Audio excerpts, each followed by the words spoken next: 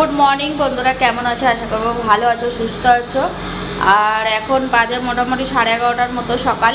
তো ঘুম থেকে উঠলাম, উঠে তারপরে হচ্ছে তোমার বাসি কাজটা সেরে চা খেলাম, খেয়ে আর এখন তো 11:30 বাজে। ওই দেখতে পাচ্ছ আমাদের রান্না হচ্ছে। তো ভাত হয়ে গেছে। আর আমরা কি বলতো সকালবেলা উঠে না চা বাসি কাজটা সেরে তারপরে চাটা খেয়ে অমনি ভাত বসিয়ে দিই। কেন বলো তো, নাহলে অনেকটা বেলা হয়ে যায়। আর গরমে তো দুপুরবেলা রান্না করা অসম্ভব হয়ে যায়, বিরক্ত লাগে রান্না করতে।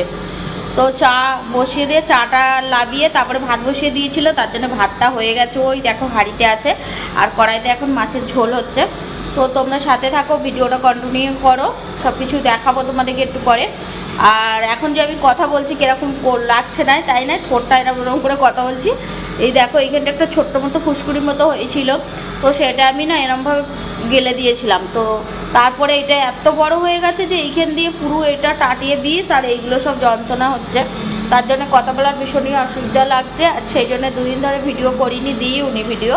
যাই হোক, তারপরে আমি গঙ্গাউড়ি হসপিটালেও গেছিলাম। আমাদের এখানে যেখানে জয়পুরে আমি থাকি, এখানে একটা বড় হসপিটাল আছে, একটা বড় তো হসপিটাল আছে SMS, তারপরে ওর থেকে একটু ছোট হচ্ছে তোমার গঙ্গাউড়ি। তো আমি গঙ্গাউড়িতে গেছিলাম। SMS গেলে অনেকটা টাইম লাগে, তো সারাদিন চলে যায়, তার জন্য যাইনি। অনেক ওইটা একটু দূরেও, তার জন্য রেট একটু সামনে ছিল, গেছিলাম। তো কেন গেছিলাম বলো তো, এই যে মাথার এই যে আমার এই যে সিঁদুর পরে পরে যে কালো দাগটা দেখতেই পাচ্ছ, এতটা চবড়া অংশ নিয়ে একদম কালো হয়ে গেছে। তো তার জন্য গিয়েছিলাম। তো আমাকে দিয়েছে একটা জেলি মতন, কি আছে জানি না বদলে। তো সেটা 2 টাইম লাগাতে, আর মলম দিয়েছে, মলমটাও 2 টাইম লাগাতে। অ্যালার্জির জন্য বড়ি দিয়েছে, বড়িও খাচ্ছি। তো দেখা যাক, 2 দিন হয়ে গেল লাগাচ্ছি। আজকে কী বার?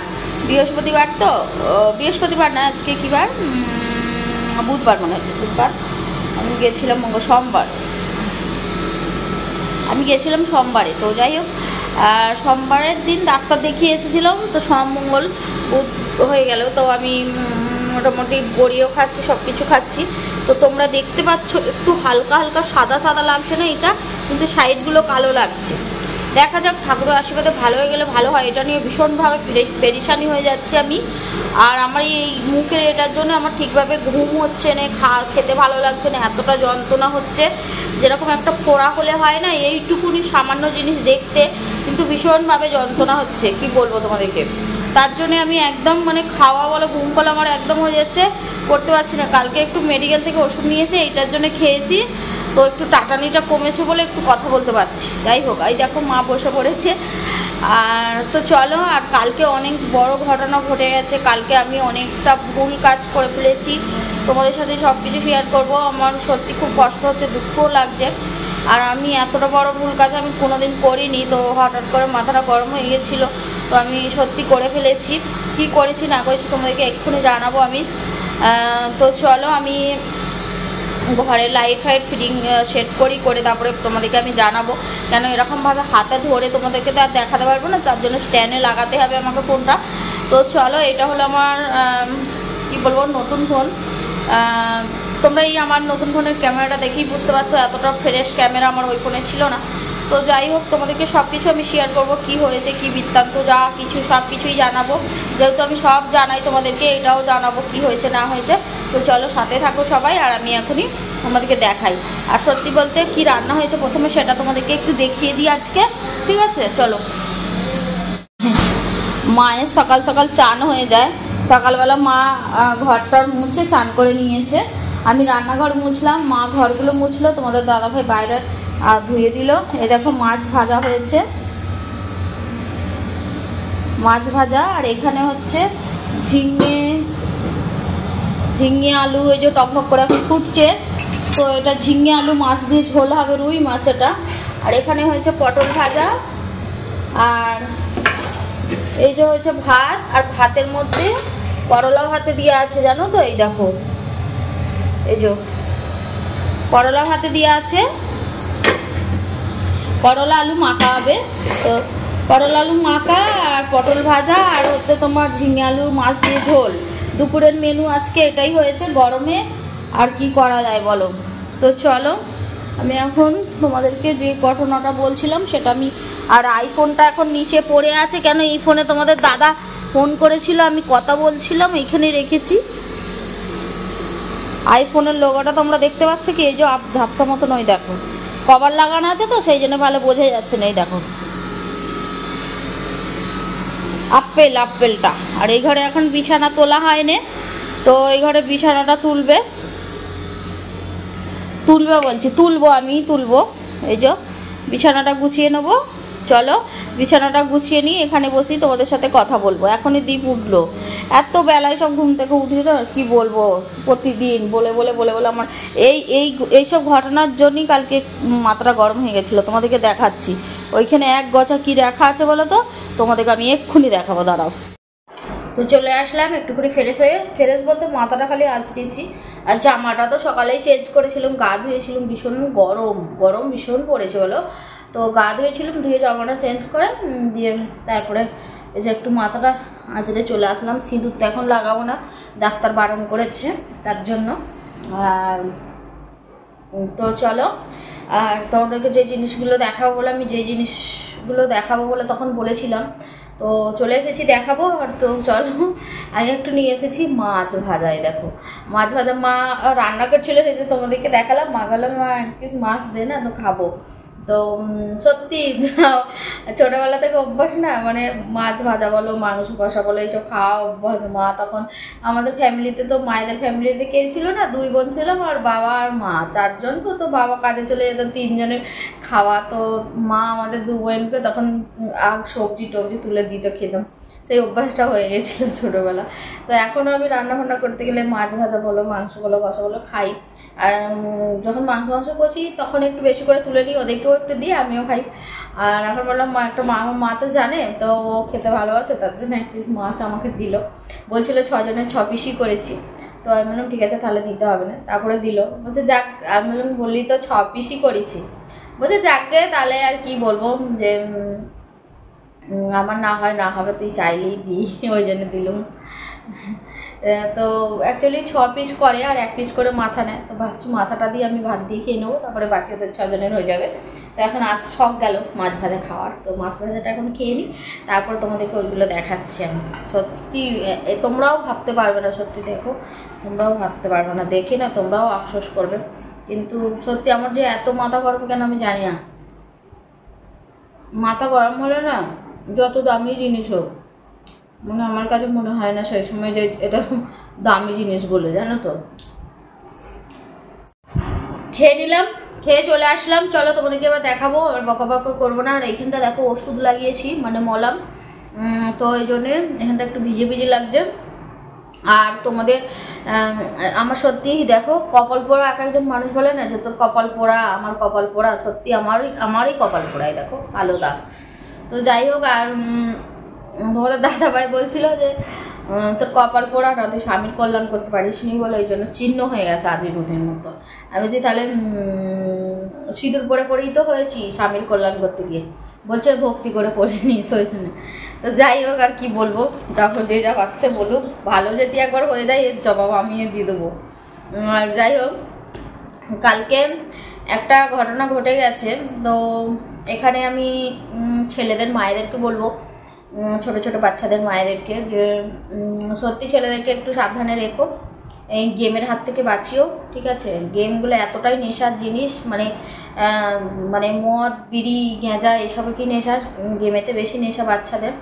তো আজকালের বাচ্চারা জানো তো শোনেই না, কিন্তু তবুও কিছু করার নেই, করতে হয় ছেলেদের ভালোর জন্যে।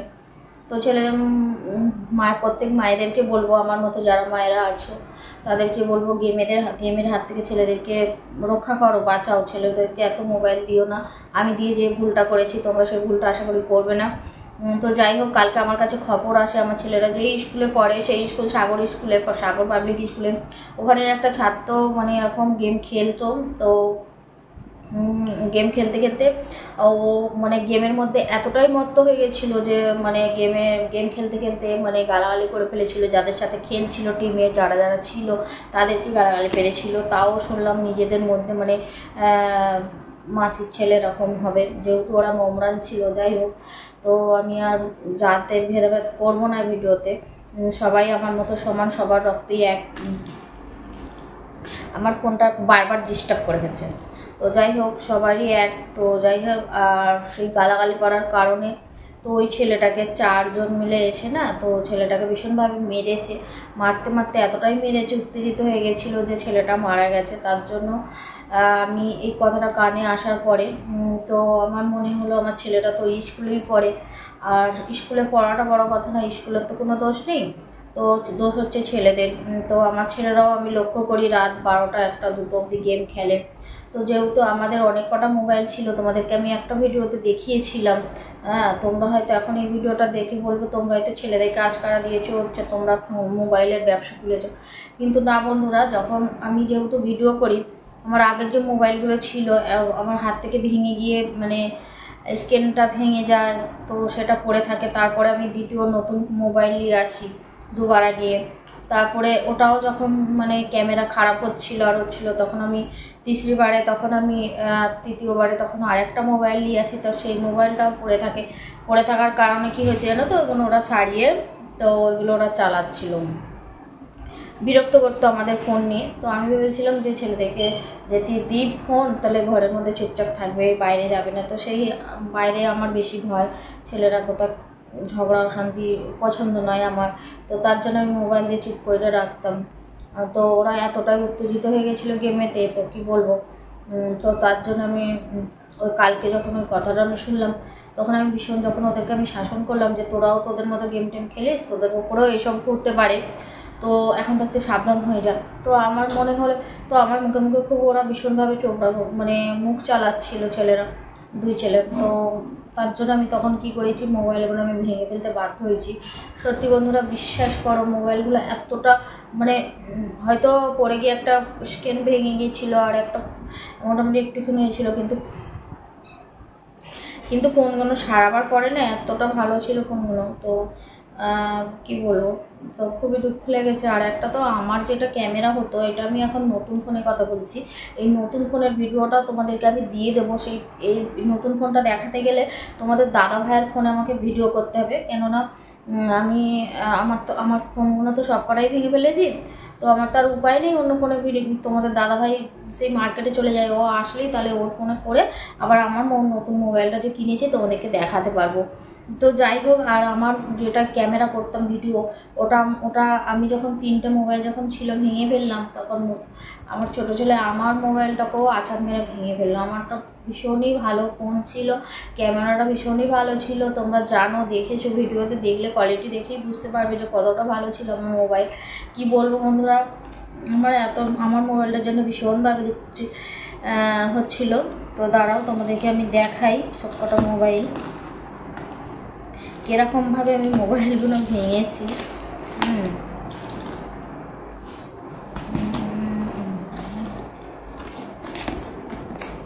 আর একটা কোথায় গেল,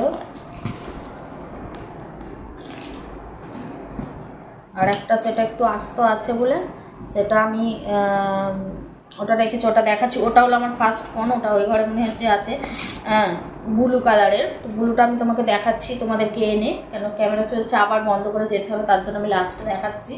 এটা হলো ওই ব্লু ফোনটা যে দেখাবো, তারপরে হলো এই ফোনটা নিয়েছিলাম। এই দেখো এই ফোনটা, তো এই ফোনটা আমি কীভাবে ভেঙে ফেলেছি দেখো, এই দেখো সব খুলে পড়ে যাচ্ছে। এই ফোনটা কিন্তু ভালোই ছিল, তোমরা হয়তো বিশ্বাস করবে না যে ভাঙা ফোনগুলো নিয়ে এসে ভিডিও করছে। কালকে যেই সময়টা এত আমার বাড়িতে মারামারি যুদ্ধ চলছিল এই মোবাইলগুলো ভাঙার জন্যে, আমার হাত থেকে কেড়ে নেওয়ার জন্য, সেই সময় বিশ্বাস করো সেই মুহূর্তে কেউ ভাববে না যে ক্যামেরাটা করি বলে কিংবা ক্যামেরাটা ধরি বলে, জানো তো। তো সেই জন্য ক্যামেরাটা ভিডিও করা হয়নি, তোমাদেরকে দেখানো হয়নি। সেই জন্যে যারা মনে হয় যে এতগুলি ফোন তো আমার ঘরে ভাঙা ছিল না, আমার 7টা ফোন ছিল বাড়িতে, 7টা ফোনই আমার পুরো একদম আস্ত ছিল, মানে ভালো ছিল, গোটা ছিল, এরকম ছিল না, সব কটা ফোনেই চালু ছিল। তো এই হলো ফোনের অবস্থা, দেখতেই পাচ্ছ একটা ভেঙে ফেলেছি। এটা কালারটাও তোমাদেরকে দেখিয়ে দিলাম। হ্যাঁ, আর নেক্সট তাহলে 2টো আমার ফোন ছিল, আমার ওটা হয়ে গেল। আর একটা তোমাদেরকে দেখাই, হ্যাঁ এই যে এই ফোনটা, তাহলে এই ফোনটা তোমরা ক্যামেরাটা দেখতে পাচ্ছ লম্বা মতো, এটা হচ্ছে গোল। তো আমি আগে যেটা এখন যে কথা বলছি এটা তো নতুন ফোন, তো এর আগে যেটাই আমি ক্যামেরা করতাম, ভিডিও করতাম, কথা বলতাম, সেটা হলো এই ফোনটা। দেখো এই ফোনটা, এই ফোনটা। তো এই ফোনটা আমার এতটা ভালো, এতটা আমাকে সাথ দিত এই মোবাইলটা, ভীষণই ভালো মোবাইল। আমার এই মোবাইলটার জন্য ভীষণ দুঃখ হচ্ছে। আর একটা আচারেতে দেখো সব কিছু ভেঙে চলে গেছে, সব কিছু ভেঙে গেছে, দেখো গুঁড়ো গুঁড়ো হয়ে গেছে পুরো। আর এই ক্যামেরা দুটো কিন্তু আস্ত আছে। আর এই ফোনটা যে আমি ঠিক করাবো তারও কোনো উপায় নেই, তার জায়গা হচ্ছে এই দেখো কিছুই নেই ফোনটার। এই যে এর ওপরের মনে এই যে টুকরো টুকরো হয়ে গেছে, এর যে ওপরের কাঁচটা পুরো টুকরো টুকরো হয়ে গেছে, স্ক্রিনটা ভেতরের এগুলো ছাল চামড়াগুলো। তাহলে দুটো হয়ে গেল, তোমরা দেখতেই পেলেন। তিন নাম্বার হচ্ছে এই ফোনটা। এই ফোনটা দুদিকেই দেখো পুরো ভেঙে দিয়েছি। হ্যাঁ, এটা এই যে এর হলো এটা ইয়েটা ওপরের যে থাকে এটা, এই যে গুঁড়ো গুঁড়ো হয়ে গেছে। এই ফোনটা হলো আমার বোনেদেরকে দেবো বলে এই ফোনটা আমি কিনেছিলাম। আমার বোনেরা যখন 1 বছর আগে আমার কাছে এসেছিল, তখন 1 বছর নয় 2 বছর মনে হয়ে গেল, আগের বছরে তো আর একটা মোবাইল কিনে দিয়েছি। তারপরের বছরে যখন এসেছিল আমার কাছে কাজ করছিল, ওই জুয়েলারিতে মিনা করে দিত, তার দরুন আমি বলেছিল দিদি একটা মোবাইল কিনে দিবি, তো ওকে কিনে দিয়েছিলাম। তো ঘর যাওয়ার সময় আমার সাথে একটু মুখোমুখি ঝগড়া মতো হয়েছিল, তো তার জন্য ফোনটাও ওর আগে নিয়ে যায়নি, তো আমার ছোটো ছেলের কাছে থাকতো। তো সেই ফোনটাতেও গেম খেলতো সব সময়। আর ওই যে ফোনটা আমার দেখালাম ওটা তো আকাশ খেলতো। এইটা তো ধরো আমার কাছে থাকতো, আমি ভিডিও করতাম, এটা আমি কাউকে দিতাম না, এটা আমার নিজের ছিল। আর এই যে আর একটা ফোন দেখালাম এটা আগের, এটা ঠিকঠাক করেছিলাম, মানে ওপরে যে কাঁচটা ভেঙে গেছিলো ওটা কাঁচটা লাগিয়ে এনেছিল 2000 টাকা দিয়ে, তো এটা আকাশ চালাতো। আর এটা ছিল আমার ফোন দেখালাম এই যে, আর এটা করতো মঙ্গলে, দেখো ছোটোটা, তো এটাও আমি ভেঙে দিয়েছি। তো যখন আমি কালকে এই মোবাইলটা আমার আগেরটা পুরাতনটা আর এই মঙ্গলেরটা এই দুটো ভেঙে দিয়েছি। আর ওই ব্লু ফোনটাতে কী খবর জানো, ওটা তোমাদের দাদাভাইয়ের কাছে থাকতো। প্রথমে আমি কিনেছিলাম, তারপর তোমাদের দাদাভাইকে দিয়ে দিয়েছিলাম, তারপরে তোমাদের দাদাভাইকে দিয়ে আমি এই মোবাইলটা কিনেছিলাম। তো তোমাদের দাদাভাই ওই মোবাইলটা না ওপরের যে এটা ও কাঁচটা মানে কালো কালো হয়ে গেছিলো, একদম কিছু বোঝা যেত না, তার জন্য তোমাদের দাদাভাইকে মোবাইল কিনে দিয়েছিলাম, ওটাও পড়ে থাকতো। ওটা শুধু ব্যাংকের সাথে লিঙ্ক করা ছিল, ও থেকে ফোনপে এইসবই হতো, আর কিছু কাজ ছিল না, ও এমনি শুয়েই থাকতো, ওই মোবাইলটা পড়েই থাকতো। তো বাকি এইসব মোবাইলের দেখো কাঁচ টুকরো সব হয়ে গেছে। এই যে সব কভারও পড়ে, 4টে মোবাইলের কভার তোমাদেরকে দেখাচ্ছে, দেখো একটা ছিল, দুটো। যেহেতু আমার মোবাইল ওইটার মিনা করতাম, গায়ে মিনা, একটা 3টে, আর এই দেখো এটা ছিল মঙ্গলের, একটা 4টে। তো আমি সব কটাই ভেঙে ফেলেছি। তো কি বলবো, মাথায় হাত পড়ে যাওয়ার মতো, ভেঙে ফেলে ভীষণভাবে দুঃখ, ভীষণভাবে কি বলবো, এতটা কষ্ট হচ্ছিল তো বলার মতো নয় বন্ধুরা, এতটা কষ্ট হচ্ছিল। দেখো 4টে ফোনের কভার, তোমরা বুঝতেই পারছো। তারপরে সব এইসব এতটা জোরে জোরে আচার মেরেছি আমি, এই যে সব বাস্ট হয়ে গেছে ফোন। তো যাই হোক, আর ব্লুটা তোমাদেরকে দেখাচ্ছি, এই দেখো, তোমরা তো বুঝতে পারছো, দেখো